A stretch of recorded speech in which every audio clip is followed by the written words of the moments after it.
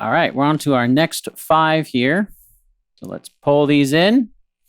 And then, as I've done before, I'm just going to go ahead and pause the video while these 5 images load in. All right, so we're got these loaded in. Let's do our edits here.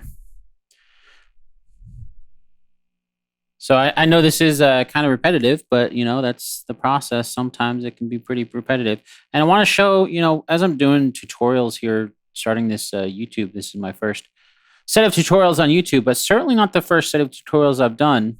I've done hundreds of tutorials over the past couple of decades. Just most of them have been really structured, and I just want to do a little more casual, more, for lack of a better term, realistic, as opposed to some sort of a curriculum for teaching, which is great if that's what you want to do. But a lot of times when you're actually editing things, there are a lot of these monotonous things that happen, and I want to show a lot of that. I want to show things like earlier when our Photoshop action broke, that kind of stuff happens. And I think troubleshooting that, being able to figure out how to do all that or see a lot of this stuff, there's benefit to it. And, I've got to go through it anyway to edit these pictures. So you can watch what you want to watch. And that's one of the benefits of YouTube as well, is you can go ahead and skip. That's another reason why I'm purposely, ending videos and not just doing one long video like you see a lot of times on YouTube, because you can skip ahead. I know you can skip ahead on a single video, but I think it's a little bit easier if say we're doing 5 pictures per video. Okay, well, you skip ahead a few videos and you can skip ahead to wherever you want. Just clean some of this up here.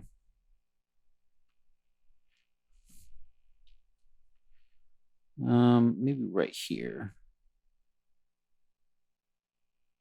There we go.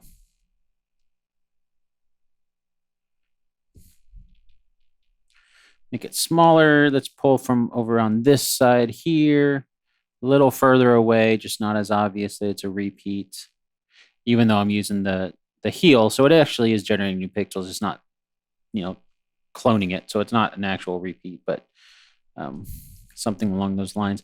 That looks a little messed up there. Let me fix that. I am going to clone now and pull this over. I might be doing overkill a little bit on this area, but that's fine. There we go. That's just a little bit better. So it's not actually generating, but it looks, you're not going to know from there. Okay, I'm happy with that. Go ahead and close that one. Move on to the next one.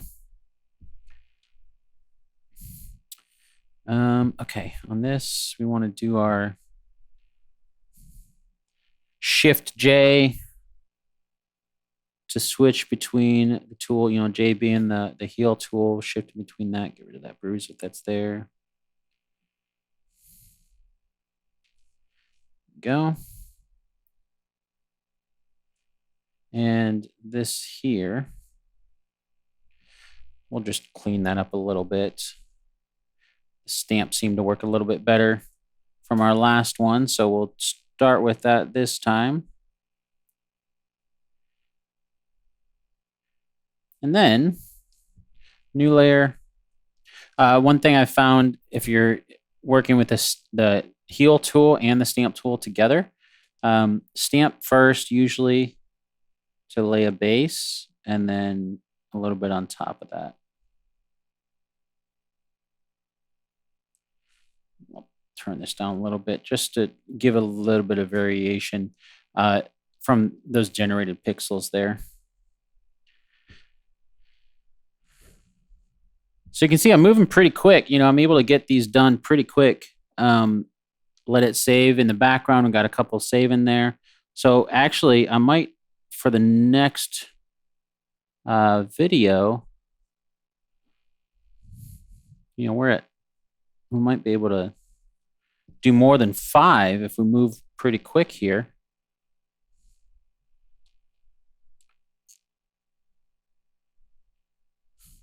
Let's do a new layer, do a little bit just to bring that down a little bit. Similar to what we did before, just bringing it down just so it's not as distracting.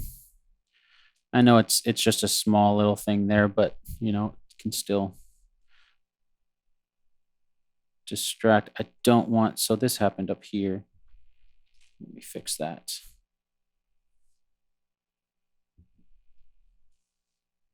Resets this here.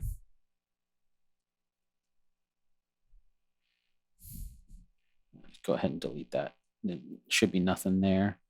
And then on here as well, erase. I think there's a little bit there. That's better. Okay. Okay, save that. Move on to the next one. This will be another one. It looks like I get to remove my own shadow. Let's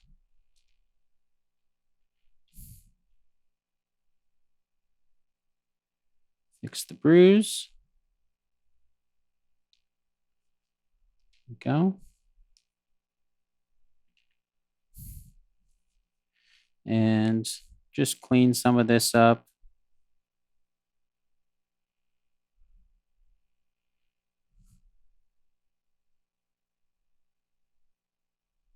There we go. This little bit, that little bit, just minor little things. All right, so similar to what we did before, let's come in here. We're going to do a bigger group, but we're going to go ahead and start with our stamp just to get a kind of a base aspect of getting rid of the shadow. And then once we have this, we can do our heal. We want to switch to just a regular heal tool or healing brush. And generate some new pixels here so it's not a straight clone. Oops. It's okay. Well, maybe make it a little bit smaller.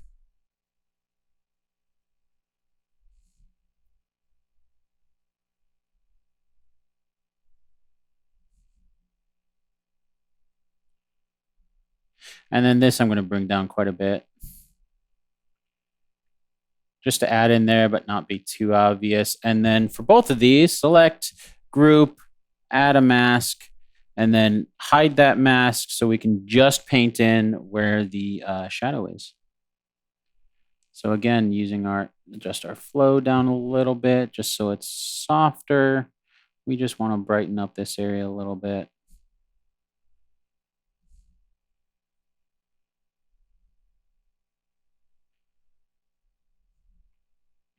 And actually, you can see that's a little bit darker still. So let's come in here.